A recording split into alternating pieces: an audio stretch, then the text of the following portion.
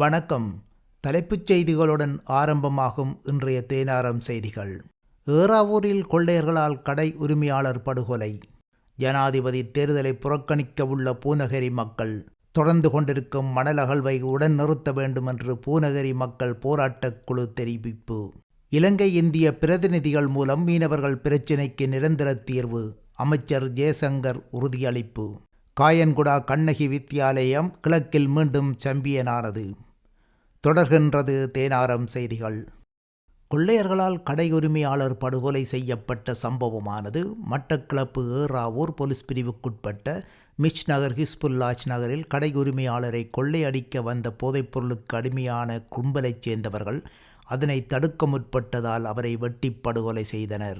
நேற்று முன்தினம் 6ஆம் தேதி ஆகஸ்ட் மாதம் செவ்வாய்க்கிழமை கடை உரிமையாளரின் வர்த்தக நிலையத்திலேயே நடைபெற்ற இந்த கொலை சம்பவத்தை தொடர்ந்து அவர் சடலமாக மீட்கப்பட்டதாக போலீசார் தெரிவித்தனர். போதைப்பொருள் பாவனையாளர்கள் வர்த்தக நிலையத்தை கொள்ளையடிக்க வந்த நிலையில் அதனை கடை உரிமையாளர் தடுத்தபோது கொலை இடம்பெற்றதாக போலீசாரின் விசாரணைகளின் பின்பு தெரிய வந்தது. இந்த சம்பவத்தில் சில்லறை கடை நடத்தி வந்த 45 வயதுடையவரே தலைப்பகுதியில் வெட்டப்பட்டு கொலை செய்யப்பட்டார். இக்கொலை சம்பவத்துடன் தொடர்புடைய நபர்களை கைது செய்து சட்ட நடவடிக்கை மேற்கொள்ள ஏறாவூர் போலீசார் விசாரணைகளை மேற்கொண்டு வருகின்றனர். தொடர்கின்றது தேனாரம் செய்திகள். எமது சேனலை இன்னமும் சப்ஸ்கிரைப் செய்யாதவர்கள் சப்ஸ்கிரைப் செய்ய மறக்காதீங்கள். பூநகரி கவுதாரி முனை மற்றும் பரமன்கிராய் பகுதியில் முன்னெடுக்கப்படும் பாரிய மணல் அகழ்விற்கென வழங்கப்பட்டுள்ள அனுமதிகள் உடனடியாக இடைநிறுத்தப்பட்டு மக்களது கிராமங்கள் பாதுகாக்கப்பட வேண்டும் என தெரிவித்த பூநகரி மக்கள் போராட்டக் குழு இல்லாவிடில் எதிர்வரும் ஜனாதிபதி தேர்தலை புறக்கணிப்போம் என எச்சரிக்கை விடுத்துள்ளது. யாழ்ப்பாணத்தில் நேற்று 7ஆம் தேதி புதன்கிழமை இடம்பெற்ற ஊடக சந்திப்பில் இவ்விடயம் பற்றி ஸ்தாபிக்கப்பட்டது. அவர்கள் மேலும் தெரிவிக்கையில், கிளிநொச்சி மாவட்டத்தின் பூநகரி பிரதேச செயலர் பிரிவுக்குட்பட்ட கவுதாரிமுனை மற்றும் பரமன்கிராய் பகுதிகளை இலக்கு வைத்து மீண்டும் பாரிய மணல் கொள்ளை நடவடிக்கை ஆரம்பமாகியுள்ளது. மக்கள் போராட்ட அமைப்புகளது போராட்டத்தை அடுத்து கடந்த 4 வருடங்களுக்கு மேலாக நீதிமன்றினால் தடை விதிக்கப்பட்டிருந்த மணல் அகழ்வு தற்போது கனியவள திணைக்கள அதிகாரிகளது பங்களிப்புடன் பெருமளவில் ஆரம்பிக்கப்பட்டுள்ளது. நாள்தோறும் நூற்றுக்கணக்கிலான ரிப்பர்கள் கனவரக வாகனங்கள் மூலம் மணலேற்றியவாறு வெளியேறிக் கொண்டிருக்கின்றன. அதனால் கவுதாரி முனை மற்றும் பரமன்கிராய் ஆகிய 2 கிராமங்களும் அடுத்து வரும் ஓரிரு வருடங்களில் இல்லாது போய்விடும் என அஞ்சுகின்றோம். ஏற்கனவே போக்குவரத்து வீதி வசதிகளற்று கைவிடப்பட்டுள்ள நிலையில் தற்போதைய கனரக வாகன பயன்பாடால் எமது மக்கள் முற்றாக பரமன்கிராய் மற்றும் கவுதாரி முனை பகுதிகளிலிருந்து வெளியிடங்களுக்கான போக்குவரத்து முடக்கத்திற்குள்ளாகும் அபாயத்தை எதிர்கொள்கின்றனர். ஏற்கனவே கவுதாரி முனை வீதியை வழிமறித்து போக்குவரத்திற்கு தடை ஏற்படுத்தியுள்ள மணலை அகற்றி போக்குவரத்தை சீர் செய்ய கனியவள திணைக்களம் அனுமதிக்காமையால் போக்குவரத்து துண்டிக்கப்பட்டுள்ளதனை சுட்டிக்காட்ட விரும்புகின்றோம். கனியவள திணைக்கள யாழ்ப்பாண அலுவலக பணிப்பாளர் அல்லது பதிவாளர் மயூரன் என்பவர் தனது பெயர் பலகையற்ற வாகனத்தில் இரவு பகலாக அப்பகுதியில் நின்று மணல் அகழ்வினை முன்னெடுக்கும் அதிசயம் இங்கு மட்டுமே நடக்கின்றது. ஏற்கனவே கிழக்கு மாகாணத்தில் மணல் கொள்ளையினை தலைமை தாங்கிய நபரே தற்போது வடக்கு பணிப்பாளராக அனுப்பப்பட்டுள்ளதால் பரமன்கிராய் மற்றும் கவுதாரி முனை கிராமங்கள் இல்லாதொழிந்து போகும் அபாயத்தை எதிர்கொண்டுள்ளது. இலங்கை கனியவள திணைக்களத்தினால் பூநகரியின் பொன்னாவளி பகுதியில் முன்னெடுக்கப்பட்ட அனுமதிக்கப்பட்ட முருகைக்கல் அகழ்விற்கு எதிரான மக்கள் போராட்டத்தினை அனைவரும் அறிந்ததே. இந்த நிலையில் தற்போது கவுதாரி முனை மற்றும் பரமன்கிராய் பகுதியில் முன்னெடுக்கப்படும் பாரிய மணல் அகழ்விற்கென வழங்கப்பட்டுள்ள அனுமதிகள் உடனடியாக இடைநிறுத்தப்பட்டு மக்களது கிராமங்கள் பாதுகாக்கப்பட வேண்டும். இது தவறுமிடத்து பூநகரி பொன்னாவளியில் இதே கனியவள திணைக்கள பங்கெடுப்புடன் முன்னெடுக்கப்படவிருந்த பாரிய முருகைக்கல் அகழ்வு எவ்வாறு தடுக்கப்பட்டதோ அதேபோன்று மக்கள் வீதியில் களமிறங்கி பாரிய போராட்டத்தின் மூலம் அரசு அலுவலகங்களை முடக்கி போராட்டங்களை முன்னெடுக்க உள்ளதனை வெளிப்படுத்தி நிற்கின்றோம்.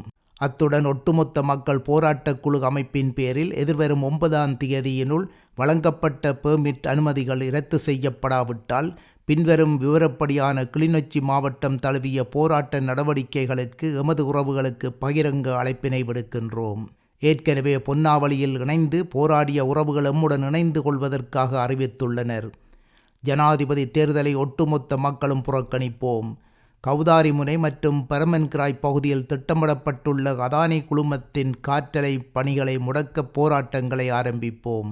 மக்கள் பயணிக்க கவுதாரிமுனை வீதியை திருத்தித் தர இயலாத மாகாண வீதி அபிவிருத்தி திணைக்களம் மணல் எடுத்துச் செல்ல வீதியை அனுமதித்தமை தொடர்பில் விசாரணைகள் முன்னெடுக்கப்பட வேண்டும். கனியவள திணைக்கள வடமாகாண பணிப்பாளர் மயூரன் உடனடியாக இடமாற்றம் செய்யப்படாத விடத்து மாவட்ட செயலகம் மற்றும் பூநகரி பிரதேச செயலக அலுவலக முற்றுகை போராட்டத்தை முன்னெடுப்போம். அவரது யாழ்ப்பாணத்தில் உள்ள ஆடம்பர பங்களா முன்னதாகவும் முற்றுகை போராட்டத்தை முன்னெடுப்போம். குறித்த நபர் தற்போது கிழக்கில் கைதான மண் மாஃபியா குழுக்களது நண்பராக உள்ளதுடன் தற்போது வடக்கிற்கு இடமாற்றம் பெற்றுள்ளார். கவுதாரிமுனை மற்றும் பரமன்கிராய் மணல் வியாபாரத்தின் பங்காளியாக உள்ளதுடன் தானே தனது பணியாளர்கள் சகிதம் மணல் முகவர்களை வைத்து வியாபாரத்தை முன்னெடுத்துள்ளார். அதானி காற்றாலை மூலம் எமது பகுதிக்கு பாலும் தேனும் ஓடப்போவதாக சொல்லிக்கொண்டு எமது கிராமங்களையே இல்லாதொழிக்கும் மண் மாஃபியாக்களை பின்னணியில் உள்ள அரசியல் தரப்பினையும் நாம் அறிந்துள்ளோம். அத்தகைய தரப்பினை எமது போராட்டத்தின் மூலம் விரைவில் அம்பலப்படுத்துவோம் என்பதையும் அறியத் தருகிறோம் என்றார். தொடர்கின்றது தேனாரம் செய்திகள். எமது சேனலை இன்னமும் சப்ஸ்கிரைப் செய்யாதவர்கள் சப்ஸ்கிரைப் செய்ய மறக்காதீங்கள். இலங்கை இந்திய பிரதிநிதிகள் சந்திப்பை ஏற்படுத்தி மீனவர் பிரச்சினைக்கு நிரந்தர தீர்வு காணப்படும் என இந்திய வெளித்துறை அமைச்சர் எஸ். ஜெயசங்கர் உறுதியளித்துள்ளார். பாரதிய ஜனதா கட்சியின் தமிழ் தலைவர் கே. அண்ணாமலை மற்றும் தமிழக மீனவர்கள் சங்கத்தினர் இந்திய வெளியுறவுத்துறை அமைச்சர் எஸ். ஜெயசங்கரை கடந்த திங்கட்கிழமை 5ஆம் தேதி சந்தித்து கலந்துரையாடியுள்ளனர். இந்த சந்திப்பின் போது இலங்கை சிறைகளில் உள்ள இந்திய மீனவர்களை விடுவித்தல், இலங்கை இந்திய பிரதிநிதிகள் சந்திப்பை ஏற்படுத்துதல், மீனவர்களுக்கான இழப்பீடு உள்ளிட்ட பல்வேறு கோரிக்கைகளை தமிழக மீனவர்கள் முன்வைத்திருந்தனர். இது தொடர்பில் ஆராய்ந்த இந்திய வெளியுறவுத்துறை அமைச்சர் எஸ். ஜெயசங்கர் இந்திய மற்றும் இலங்கை தரப்பில் தலா 4 அதிகாரிகளுடன் கூடிய குழு ஒன்றின் ஊடாக மீனவ பிரச்சினையை தீர்ப்பதற்கு நடவடிக்கை எடுக்கப்பட்டு வருவதாக தெரிவித்தார். இந்த இருதரப்பு ஆய்வுக்குழு விரைவில் கூட இருக்கின்றது. அப்போது அனைத்து பிரச்சினைகளும் சுமூகமாக தீர்க்கப்படும். அதில் தங்களது பிரச்சினைகளை முன்வைப்பதற்கு சந்தர்ப்பம் வழங்கப்படும். அத்துடன் மீனவர்களின் குறைகளுக்கு உடனடியாக மத்திய அரசு நடவடிக்கை எடுக்கும் என இந்திய வெளியுறவுத்துறை அமைச்சர் எஸ். ஜெயசங்கர் தெரிவித்தார். தொடர்கின்றது தேனாரம் செய்திகள். எமது சேனலை இன்னமும் சப்ஸ்கிரைப் செய்யாதவர்கள் சப்ஸ்கிரைப் செய்ய மறக்காதீங்கள். கிழக்கு மாகாண மட்ட எல்லை போட்டியில் மட்டக்களப்பு காயன்குடா கண்ணகி வித்தியாலயம் மீண்டும் சாம்பியனாகி தேசிய மட்ட போட்டிக்கு தெரிவு செய்யப்பட்டுள்ளது. திருவோணமலை கோணேஸ்வர மைதானத்தில் இறுதிப் போட்டி நடைபெற்றது. இதில் மட்டக்களப்பு காயன்குடா கண்ணகி வித்தியாலயம் 17-3 என்னும் வித்தியாசத்தில் மண்டூர் மகா வித்தியாலயத்தை தோற்கடித்து மீண்டும் சாம்பியனாக தெரிவு செய்யப்பட்டுள்ளது. இந்த பாடசாலை தொடர்ச்சியாக 2 வருடங்கள் எல்லை போட்டியில் கிழக்கு மாகாண சாம்பியனாக தெரிவு செய்யப்பட்டுள்ளது. அத்தோடு கடந்த வருடம் நடைபெற்ற தேசிய ரீதியான போட்டியில் 3ஆம் இடத்தை பெற்றுக்கொண்டது பெருமைக்குரிய விடயமாகும். இத்துடன் தேனாரம் செய்திகள் நிறைவு பெறுகின்றது. வணக்கம்.